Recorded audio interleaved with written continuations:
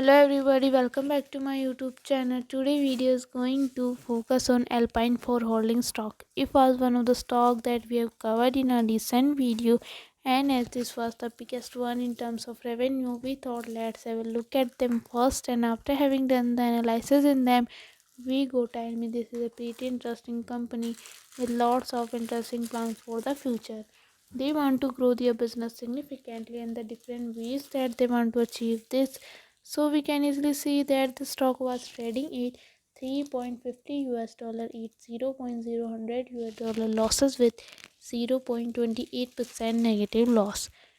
In 5 days time frame, the stock was trading at 0.09 US dollar losses with 2.51% negative loss.